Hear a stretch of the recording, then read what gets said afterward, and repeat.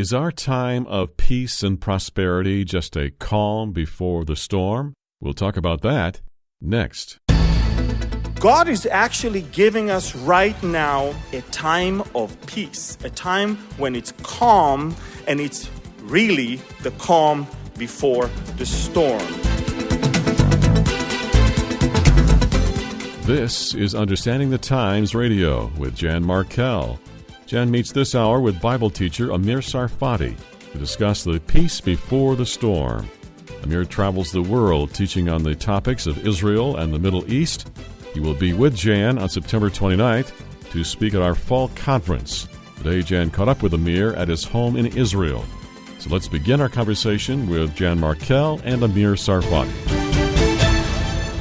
Welcome to the program. I am so glad you could join me today. And my guest for the hour says that we are in the last hour before, the storm, and that this is actually a calm before a storm. What is the coming turmoil? Who are the players? And why is this the best ever opportunity for you to occupy and to be a watchman? Amir Tsarfati is founder of Behold Israel. He's a Bible teacher internationally, Israeli tour guide, member of the Israeli Defense Forces, and a good friend and fellow ministry leader. He has spoken at my last 3 fall conferences. You need to be getting his updates via YouTube, his other products. We'll say more about that as we move into the program. He usually does 2 to 3 updates a week via YouTube and gives an analysis of current events from a biblical perspective that many people would not miss. BeholdIsrael.org. We'll say more about a lot of things as we move into the programming. Amir, welcome back to Understanding the Times Radio. Thank you, Jan. You recently said, I'm playing off a few comments that you have stated recently, because not everybody catches all of your updates, and I want to emphasize a few things. You say, number 1, there's a new mood in Israel, and this is partly due to the embassy being placed in Jerusalem, and you're even hearing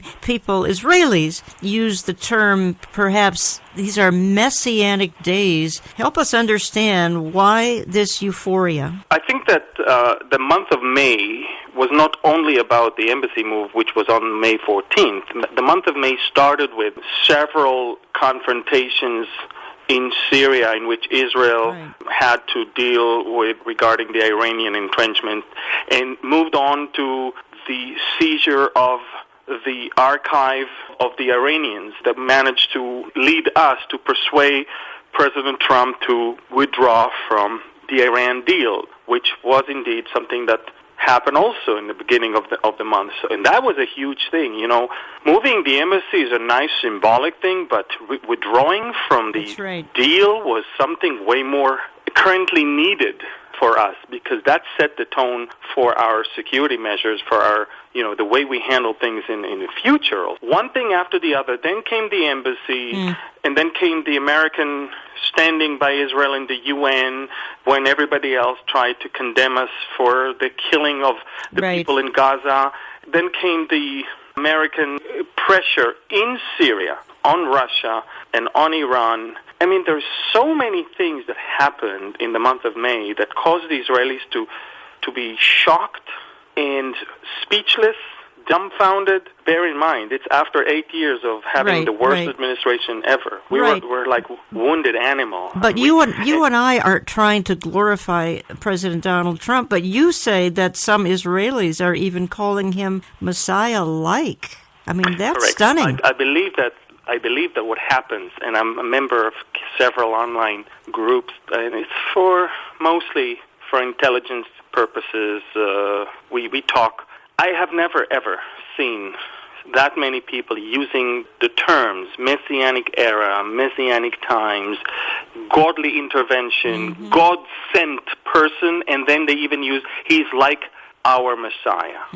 I mean, and using the terms in a positive way, B, in relations to some foreign leader of a major power, political power, that is finally understanding Israel, our needs, who we are, respects our heritage, and acknowledges our past and our belonging to the land and mostly to Jerusalem. This is unheard of. You also said, Amir, that some of this is leading, and I want to talk about this for just a second here, to some temple talk. Some of this is morphing into temple talk, and you and I both saw a picture with Ambassador to Israel David Friedman, and he was being shown a photo of the Temple Mount, and superimposed over the Dome of the Rock was the Jewish temple, the way it will look probably in the tribulation. That was a very prophetic picture. I'm sure Ambassador Friedman didn't fully understand that. I believe that there's a lot of people in Israel that, regardless of Donald Trump, are excited about a possible building of a third temple no matter what. Mm-hmm. Add to that the world leader that is acknowledging Jerusalem and moving his embassy, and you get a super excited group of people. Now, to tell you that the majority of the Israelis are into the third temple at this point, no. Because we have other things to deal with right now. But that same group of people that is so excited about the temple, and was excited even before, and now even more so, is definitely getting a much bigger exposure right now on media because of that, particular thing. Now, it's interesting because on the very same day that the ambassador was shown with that picture that somebody is holding in front of him, there was a release of a picture of Mahmoud Abbas, the president of the Palestinian Authority, in a hospital reading a newspaper. Anti-Semitic. And in the back of the newspaper, did you see the caricature there? I sure did. Yes, okay, so terrible. You see that on one hand he was blaming the ambassador for being racist and then on the other hand, look at what he was dealing with. Look at what he was dealing with. Exactly. And this temple talk, it's a setup for what you and I believe is going to be a European leader to step up to the front of the platform. And you've actually addressed that twice at my fall conference in 2016 and 2017. Europe ready for the Antichrist. Correct. But the more we hear about the temple, and then you and I are watching some European leaders, and I don't necessarily want to get into all of them. There are some that are young, very charismatic, leading the pack, of course, is Emmanuel Macron, and my goodness, some of the things that are coming out about Macron are simply stunning. He wants to rule like Jupiter. He will rule like a Roman god. A story has come out that he wants to form a 10-nation confederacy, a coalition of the willing. We could go on and on. The Economist magazine showed him walking on water, asking if he was Europe's savior. Now, you and I know that he's sinking in popularity in France, but the point is he's rather young, he's charismatic, he's quite popular globally, certainly popular with Donald Trump, as you and I have noted publicly, but there are other European leaders, even younger than he is. You pointed out one is in his 20s. Correct. One of them is in his late 20s. That's the new Prime Minister of Austria. As we were talking privately, even if one of these fellows were to be Mr. Antichrist, at this point, they don't even know that. The church has to go. Exactly. The church has to go. And it's important that we remember that. Instead of taking sides and getting excited about, wow, look, there's a temple coming, we need to understand that to be a watchman, and I believe that's our calling, is to warn the people. It's not to celebrate with the people, because let's face it, the third temple is going to be the most horrific and catastrophic thing that will happen to Israel. So sometimes I feel that Christians forget their part in this whole script, and they start celebrating in the wrong things. I'll never forget when I first started guiding tours, some of my closest friends asked me if I can take them to the Temple Institute, and then I found out that the churches are donated a lot of money to the Temple Institute and to the effort of the Jews to build the third temple. Yes, that's right. And I sat with them and I said, guys, I understand your heart, you're excited, but is that really what we need to do? To pay for the temple that the Antichrist eventually is going to go in and declare himself as God? We don't want that. So we know it's going to happen. We know he's going to rise. We know there's going to be a temple. But our job in this whole picture is not to be part of it and to be excited about it in form and shape of hyping it and pushing for it. Our job is to look at the big picture and to intercede and warn and share the good news. And the good news is not the temple. The good news is that we need to be out of here before that. Amen. The good news is that the temple is not going to bring salvation to Israel, but Jesus. So that's the thing that sometimes I'm frustrated when I watch all of the feeds on Facebook and emails people are sending and YouTube videos of how many people are now into where the temple was and and all of that. And I'm saying to myself, gosh, we're so much into the wrong thing. I don't need someone to tell me where the temple was. I just need people to understand, don't push for another one. It's going to come, but let's remember what Jesus said about it. I hope you understand my point. You're listening to Understanding the Times Radio. I am Jan Markell. I have on the line all the way from Israel, Amir Tsarfati. Here's how you get more information about Amir. Go to beholdisrael.org, beholdisrael.org. I encourage you to sign up for any kind of update you can get from YouTube, his e-alerts, whatever, at beholdisrael.org. And he'll give online updates at least twice a week. And if there's real breaking news, perhaps even more often than that. He will be one of my speakers this fall, Understanding the Times 2018, Saturday, September the 29th, just outside Minneapolis. There are a few hundred seats left. We will be live streaming. Other speakers include J.D. Farag, Pastor Jack Hibbs, Eric Barger, Pastor Billy Crone. We're going to have a full lineup, a full day. If you can't make it, please think about just watching online. Amir, I want to move quickly here because time gets away from us. And you have made a statement. Quite frankly, I think it's been confusing to those who are not Israelis. You have said that you feel that your homeland, Israel, has never been in such a peaceful mode as it is today. Okay, we've got a media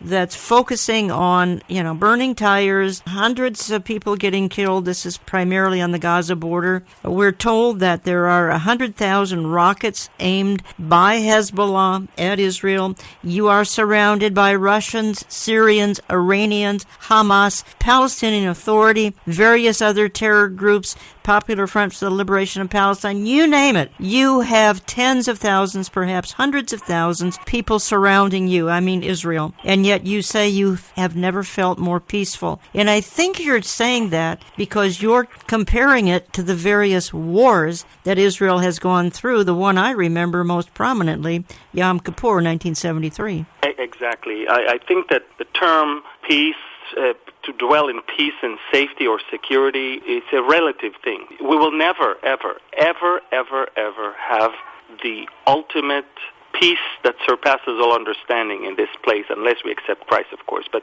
the thing is very simple. Israel never had a day in its history since God made that nation that there were no nations around it that plotted against it. Never. And yet it moved forward.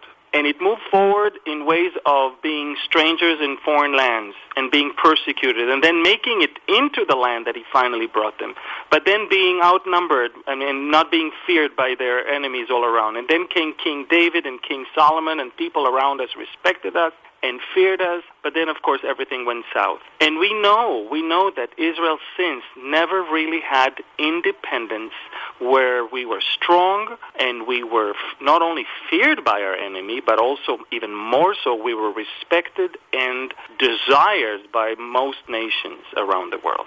Now, this is the situation today. I'm telling people that the Prime Minister's office in Jerusalem is the second most visited office in world leaders, second to the White House. People from all over the world are coming to visit, and they want to visit because they want to partner with Israel. They want to benefit from Israel's knowledge and information and Israel's wealth of, resources, and they also feel that it's safe to do that. When you have big companies partnering and buying out companies here or merging with companies, this is not because it's a war zone. My point is very clear. If you are looking for a day where there will be no enemy around our borders, then I suppose you need to wait until the new heavens and new earth. That's right. Because it's not going to happen now. As long as Israel is God's chosen people, there will be a plot against them. You have stated that perhaps it's this kind of peace and safety, and that's what you're really talking about. You're dwelling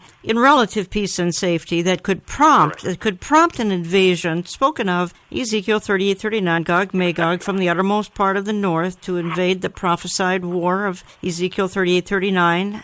Therefore, this season of calm that you're talking about could be very short-lived. It could be very short because, hey, we're watching as watchmen, and we're seeing the clouds.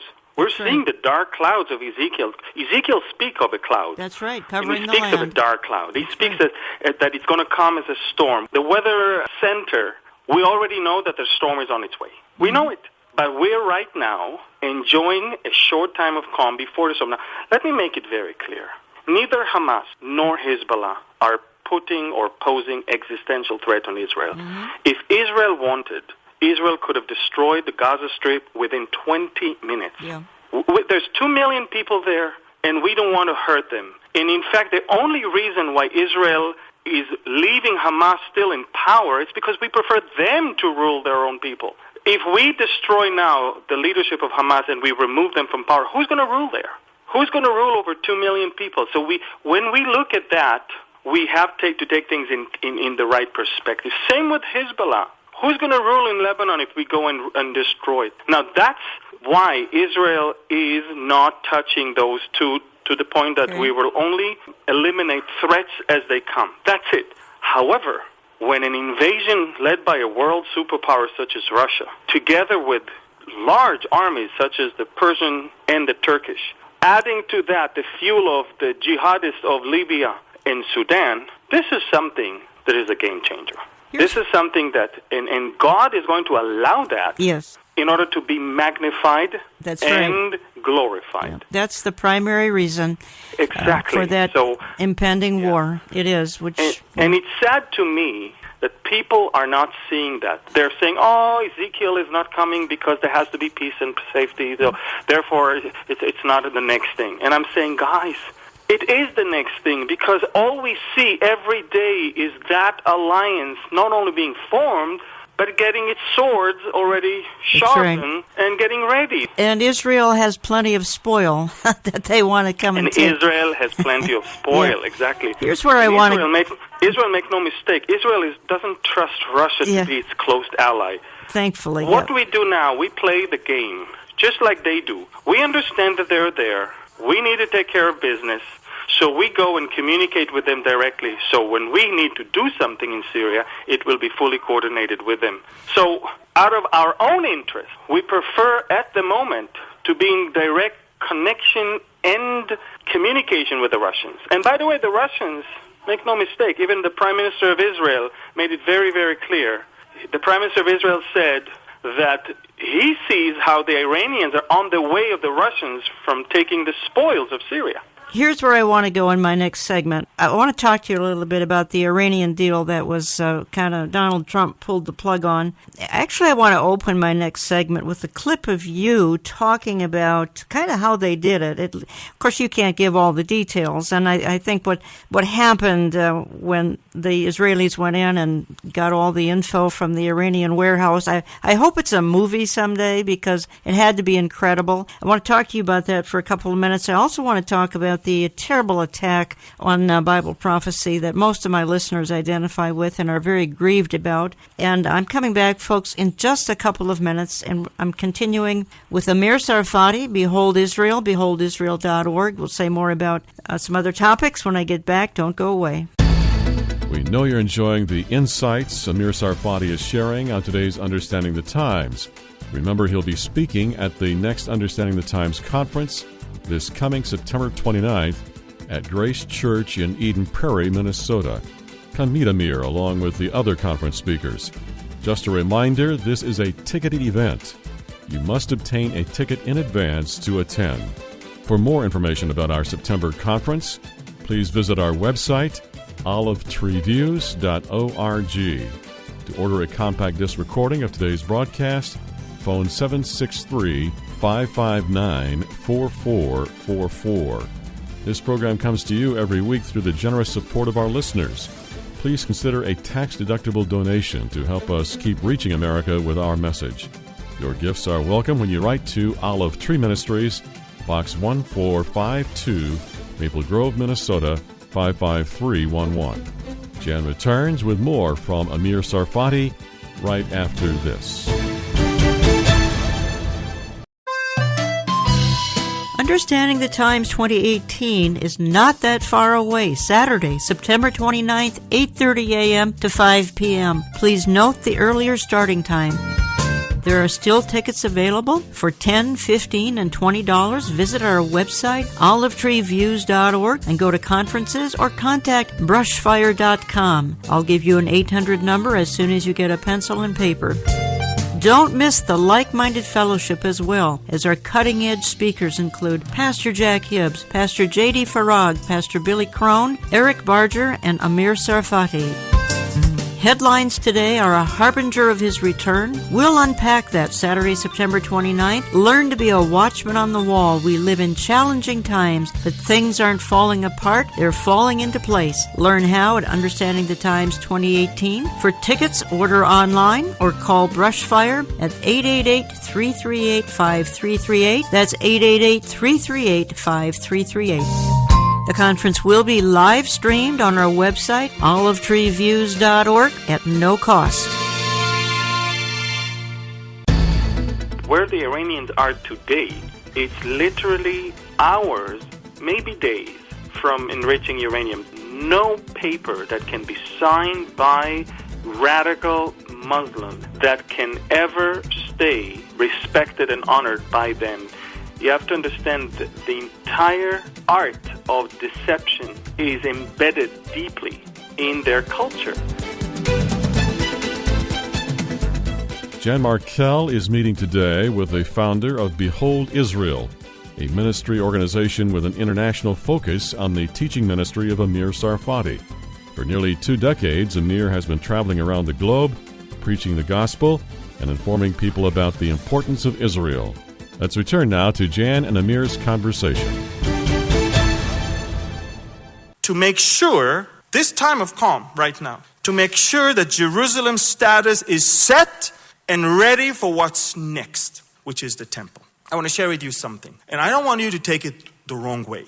But over the last couple weeks, I told you, Israel is in euphoria. We've never had it before. I mean, not only that there was the withdrawal from the Iran deal, not only that we managed to bring the content of 12 vaults from the heart of Tehran. We managed the holy of holies of the Iranian nuclear weapons program that they denied forever. We managed to go into their warehouse, open those safes, empty them, put them on 2 trucks. The 2 trucks traveled to 2 different directions. They crossed the border to Azerbaijan. From there, they were flown to another country. From there, they were shipped to another one. From there, they made it to Tel Aviv. And we recruited over the next 10 days every possible Farsi-speaking Israeli intelligence officer in order to start translating everything before a decision will be made regarding Iran. And we did. And it took us exactly 30 days to translate it all. And then when Benjamin Netanyahu traveled to Washington to meet with President Trump, he already gave him a copy of everything and asked him to send his agents to come and authenticate for themselves the papers, that they are indeed real. Talk about the hand of God. Okay, welcome back. We're continuing for the hour with Amir Tsarfati, and that's who you just heard explain, sort of anyway, what happened when Israel, and God could only do this with Israel, went into Iran and into the warehouse and, as Amir said, carried out one of the most incredible intelligence efforts, I think, ever. Amir Tsarfati, do you think that the real details of what happened will ever come out? I mean, it should be a movie. The details should be shared, if it's possible to be shared. Can you give any extra insight on what happened? Well, the top of the Israeli Mossad said to one of our reporters that only our grandchildren might know the full extent of the story. What I'm trying to say is that Israel will not release more information for quite a long time. But again, what we know is that which was denied by the Iranians for the longest time, that they did have a nuclear program for military use to create nuclear weapons. They always denied it. They said from day one, we never had it. All we want is nuclear energy. All we want is we need it for civilian purposes. And the entire nuclear deal was around the understanding that they don't have any nuclear program for weapons. And we came to the heart of their Holy of Holies in the heart of Tehran, and we literally took that which they hide or they were trying to hide from the rest of the world, and we brought it to our own center of military intelligence. And we not only analyzed everything they did a few years ago, but we know exactly how they camouflaged this trail of evidences even today. And we were able to bring experts from all over Europe and some other countries around the world to understand that where the Iranians are today, it's literally hours, maybe days, from enriching uranium. They're not that far. They kept that option alive, and it's still there, and they've been fooling the whole world. And, it saddens me that people don't understand that there is no paper that can be signed by radical Muslims that can ever stay respected and honored by them. You have to understand that the entire art of deception is embedded deeply in their culture. It started from the way Muhammad deceived the tribe of Quraysh, where he had an agreement that he won't attack them if they don't attack him, and then, of course, he broke that agreement and immediately killed them all. That is the way they work. And I remember when Yasser Arafat first came into Gaza, and that was, bear in mind, that was in 1994 when the world was in euphoria, thinking that's it, there's going to be peace in the Middle East. He said to the whole world, I acknowledge Israel, I acknowledge its right to exist. And then he said to his own people, this is nothing but the Quraysh treaty, don't worry. And no one bothered to understand what he's talking about. He did what the Iranians did now. It's okay to deceive the world. As long as they don't know exactly what we do, we don't have to disclose anything. And, Israel sent 100 people on the ground in Iran. 300 others were working within Israel and in Europe and in some neighboring countries and facilitating the route of escape of our agents, as well as the content of 12 volts. So you're talking about more than 100,000 documents that we brought not only in paper, but we couldn't carry everything. The only reason we didn't bring everything, it's because it was too heavy to carry. Is Donald Trump going to go down in history? I think he will, as probably on a par with perhaps even higher than Harry Truman, even Richard Nixon, who really stepped in, and God prevailed upon Richard Nixon in 1973 to step in and intervene in that Yom Kippur War of October 73. Harry Truman stepping up to the plate, Israel's independence, 1948. And now comes Donald Trump, who had the courage to pull out of this, as many have said, the worst foreign policy deal in the history of foreign policies. I think he's going to go down as an incredible, probably Israel's most incredible friend ever. I agree with you. And remember, Donald Trump, I believe, is deeply convinced in the concept of Israel's right to exist and Israel's right over Jerusalem and Israel's right to defend itself against its aggressors. And I want to tell you something. It was right there in your conference 2 years ago that I had the opportunity of speaking with several people who knows Trump and the Trump campaign at the time. It was when he was still running. It was a couple months before the election. Right. When I heard that Trump literally was ashamed of all the stuff that was brought before, that he was confronted with regarding his past. Yes. And he showed remorse and he showed repentance, and they went on to say that he literally prayed to accept Christ. Now at this age, is he now, a spirit-filled, born-again, super, duper pastor now that is evangelizing the word of? No. But in his own way, All he does from day one of his presidency is pressing on the biblical values of family, the biblical values for the unborn.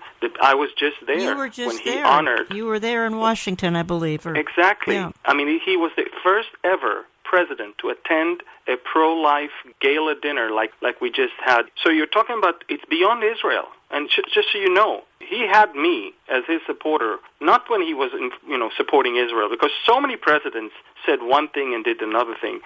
In my eyes, the stand of President Trump for the unborn was, to me, the answer for the real change that he went through. Mm-hmm. And then it made it very easy to understand why he is holding on to those opinions regarding Israel the way he does. It starts with a basic thing of the value of life and the sanctity of life and the acknowledgement that God created us. God created life. I'm just going to transition here a little bit in the interest of time. And folks, you're listening to Understanding the Times Radio. Jan Markell here talking with Amir Tsarfati in Israel. And I am pleased and privileged to talk to him in Israel just because he's kind of jet-setting a lot of places, speaking, bringing the latest timely word that God gives him to you name the country, and he's either been there or will be there. Find out more at beholdisrael.org. Come out and meet him, as well as J.D. Farag and Pastor Jack Hibbs, Billy Crone, Eric Barger, myself, many others. Saturday, September 29th. Let me just interject that in that tickets are almost gone, a few hundred left. You might want to think about getting a group together and live streaming and put it up on a big screen. It's no cost. You just have to access our website, olivetreeviews.org. olivetreeviews.org. It'll be archived. You can watch it several days, weeks, probably even months afterwards.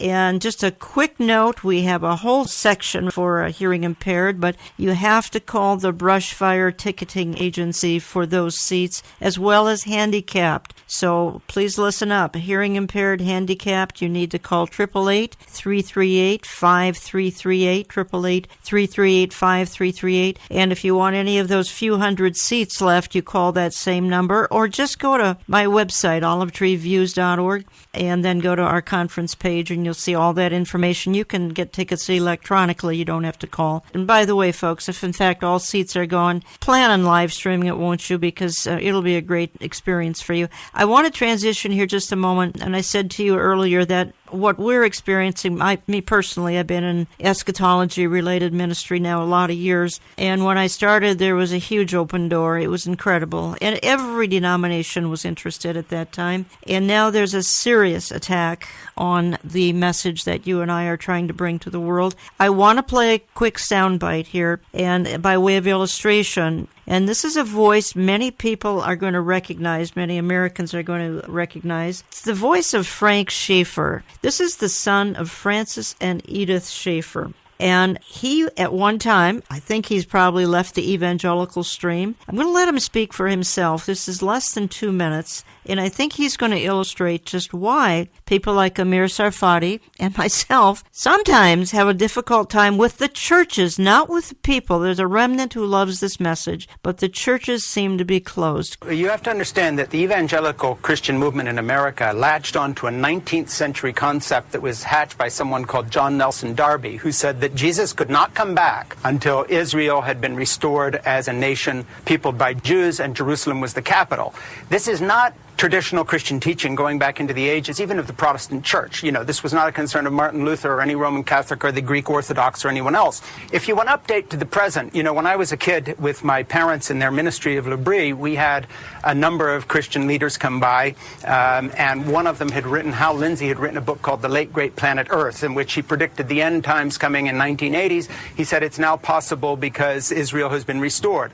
And then others came back and said, no, Jesus can't come back yet because Jerusalem's not restored. Fast forward to the 16 books and 4 films that you had that came out of the Left Behind series, written by a friend of mine, Jerry Jenkins, and his sidekick co-author that wrote it with him. And you've got 60 million copies sold that essentially are total fiction. I'm going to give you an analogy. This is as if the Twilight Zone had been taken as gospel by some religious group, and they were going back through old episodes and basing an entire cultic kind of religion on it. Now, you could laugh at this, or you could dismiss it as craziness. The problem is these folks have direct access to the President of the United States, and he owes them. The white evangelical vote is literally the only people hanging in there with him. Their approval numbers for him are dropping, but not as fast as the rest of the country. So that this decision, I'm sad to say from my point of view, takes a 19th century cultic twisting of Christian tradition teaching. It updates it through these crazy books called the Left Behind series that people have read by the hundreds of millions, 60 million copies sold. You can figure 100 million people more have read them. This is what evangelicals have come to believe. They think it's part of their traditional religion. It is not. Well, again, this was Frankie Schaeffer on Joy Reid's MSNBC program here very recently. By the way, the sidekick is none other than Dr. Tim LaHaye, and he compares the Left Behind, Amir Tsarfati, to the Twilight Zone, 19th century cultic tradition, now as truth. But again, guys like this are making an impact. Yeah, I just didn't hear one thing from him about our arguments when it comes to scriptures. I heard a lot of things, but I don't think that we're making any progress to the hearts of the people unless we stick to the Word of God and unless we are grounded in the Word. And I do believe with all of my heart that what lacks in the churches today is the teaching of the Word. Everybody wants to attend to the needs of those with itching ears, and everybody wants to give a message that is more accepted by those seekers and more seeker-friendly and less offensive. But people forget, there is no other way to understand God's heart than by looking at what God is doing through Israel and with Israel and for Israel. And that will give us the understanding of God's heart for everyone. And our entire doctrine of the imminent return of Christ and all of that is based on what the Bible talks about that is going to happen not only in the world but mostly in the Middle East with Israel. We're excited to see Israel coming back to life, back to its land, restoring Jerusalem back to its hand. We're excited to see, look, you will be complete ignorant to overlook what is going on when it comes to alliances that are being created right now in the Middle East that have never been there before. You will be complete ignorant to see the world effort to bring about a new world order. That's right. All of those things are nothing of the fruit of our imagination. We are looking at scriptures. But Amir, where this fellow's coming from, and I know where he's hung up, and this is where many churches and denominations are hung up. They are embracing replacement theology. The church is the new Israel. And as long as major denominations and more evangelical denominations embrace the fact that the fallacy that the church is the new Israel, not so, folks, then you have this kind of a result. That's my concern. And then you have the mocking of 2 Peter 3, the scoffers. Yes. But the problem is that, again, they never read Romans 11. 9, 10, 11, you're right. My point is that, again... Yes, I hear you. What we have is people ignoring vast portions of the Scriptures. That's correct. And they distort the other half. So, God promised through the prophets that He's going to deal with Israel in the end. And the way He's dealing with Israel right now tells us it is the end. We don't have to... We never come up with that just on our own. When we're looking at it, we're comparing what He said that is going to happen to what is happening, and we conclude that based on what He said that we should conclude it from. I mean, when we look at things, we look at the things that He Himself said, these are the signs of the end of the age.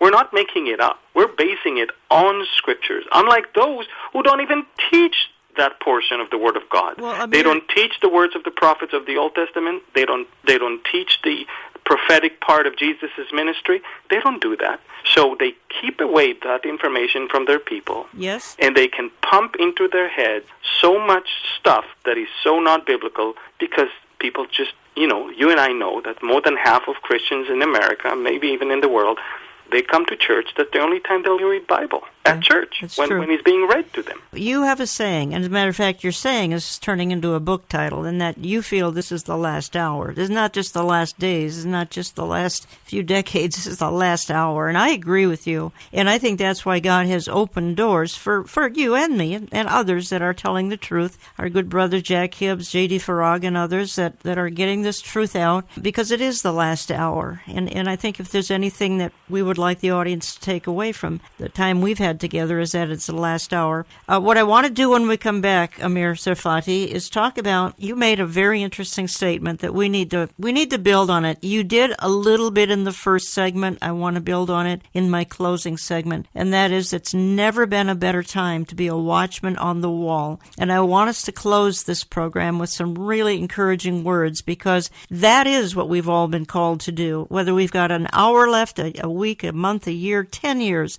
we've got to use it wisely, and we got to be salt and light and delay the decay and get the gospel out and occupy until he comes. We'll talk about those things in just a couple of minutes. I'm coming back. Don't go away.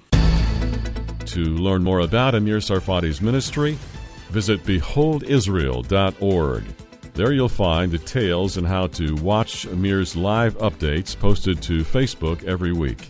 We are privileged to have radio guests like Amir join us each week with information and teaching you won't find in most churches today. God has given us a clear vision to look honestly at our culture and the church. Our mission is to bring you insights to help you discern these last days. Please consider adding us to your charitable giving. We welcome your tax-deductible gifts mailed to Olive Tree Ministries, Box 1452, Maple Grove, Minnesota, 55311. Be sure to visit us online at olivetreeviews.org, where you can stay in touch with our annual conferences, hear past programs, and get newsletter updates. To obtain your own recording of today's broadcast, call our order line 763-559-4444. Please stay with us for our last segment with Amir Tsarfati, coming up shortly.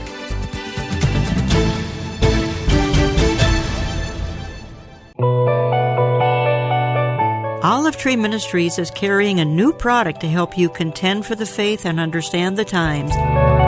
It is Terry James' new book, Deceivers, Exposing Evil Seducers and Their Last Days Deception. Our generation is characterized by deceiving tactics in the church, the media, the schoolroom, the government, the globalist agenda, and much, much more. I have contributed a chapter in the book talking about the deception that has invaded the church in the last 30 years.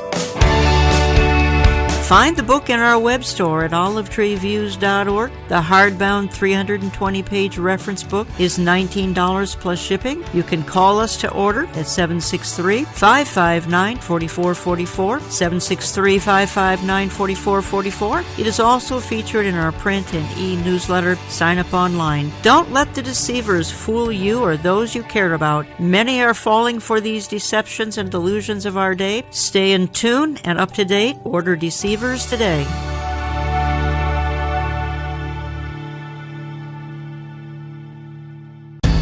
What is a watchman? Is someone who is not engaged in the war itself, but is someone who can see the coming war. A watchman is not a soldier that at the moment is fighting. We do have the good fight that we fight. It's a good fight that we fight. But I believe that God is going to spare us from the wrath that is about to come upon the world. And so I do believe with all of my heart that at the moment we're called to be watchmen, which means we are called to see the coming storm while it's still calm and warn people against it. And now for the wrap-up of today's discussion with Amir Tsarfati. Once again, Jan Markell.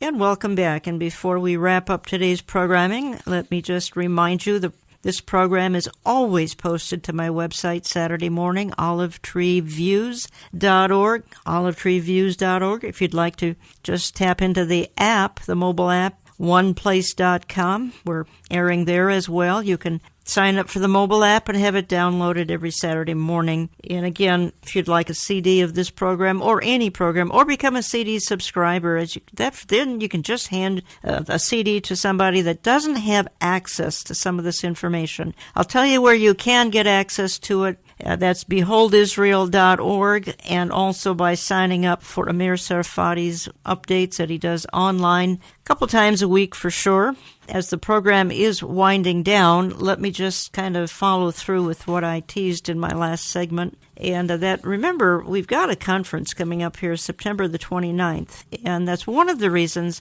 I have Amir on with me, but more than that, because he's got very vital information, and I wanted to end the program today sort of encouraging the brethren, and that's what it tells us to do in Hebrews 10. And there's a relative calm and prosperity going on, frankly, in the world, and we think it's setting the stage for something to come which may not be calm. It could be instability, could be some wars that are on the horizon, and the fact that the time is likely short, the hour is late. And I wanted Amir to talk just a little bit about our call as being watchmen on the wall and the responsibility to be watchmen on the wall. Remember, it says in Ezekiel 33:6, if we see something coming, whatever, trouble coming, it's kind of, if we don't sound the warning, the blood is on our hands. So, Amir, talk to us just a little bit about the importance. You know, I think almost every listener to this program, honestly, is a watchman. I think everyone following you, Amir Tsarfati,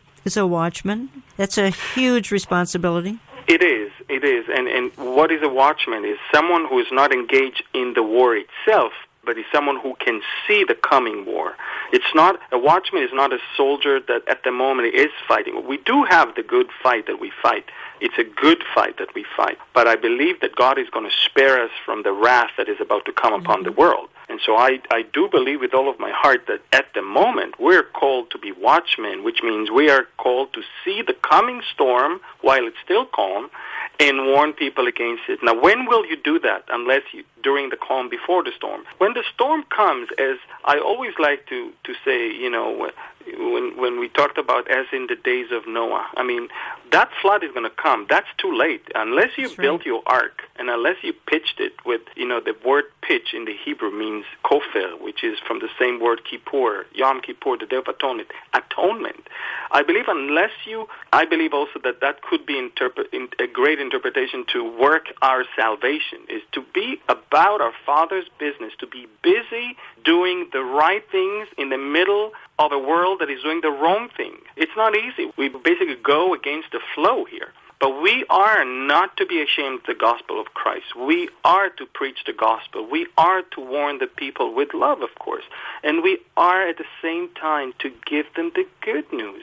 And the good news is that there is a way, there is a life, and there is truth, and it's absolute. There is no other way, no other truth, no other life but Jesus himself.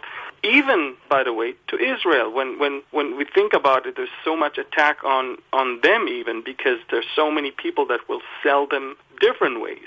And we are, I believe, like no other time before, we are there for such a time as this, and we are for a reason and for a season right now in this world. I believe that God does not want any to perish. That's why he slacks, as some count as slackness. But he's not late.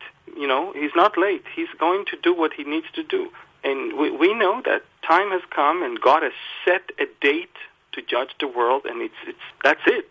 And from the moment Jesus came to the world, excuses are no longer there. He's calling all people everywhere to repent.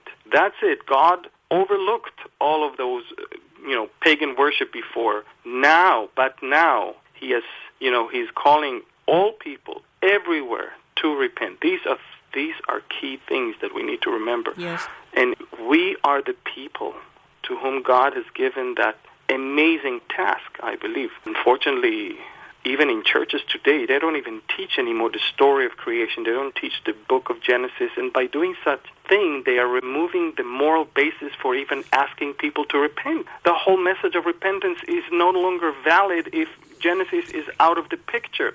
So that's the time for us to bring back the importance of being Berean and read the scriptures and not take out of it anything and remove out of it anything. This is the time for us to hold on to the truth of God and to stay together. One of the saddest things is that we are often being seen as people who actually like to fight each other, one another. Well, that does go on now and then.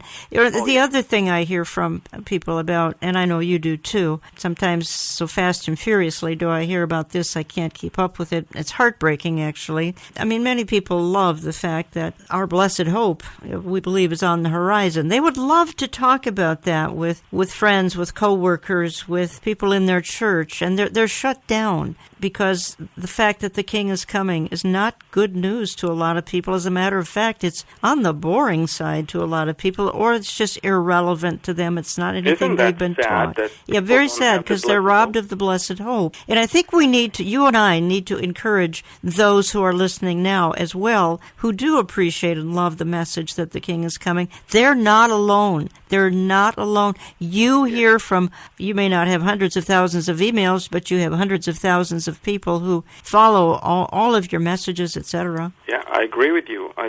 They're not alone. God is out there seeing their heart, and, they have to remember that he left few thousands that did not bow down to the Baal. Mm-hmm. I mean, there are, you know what I mean?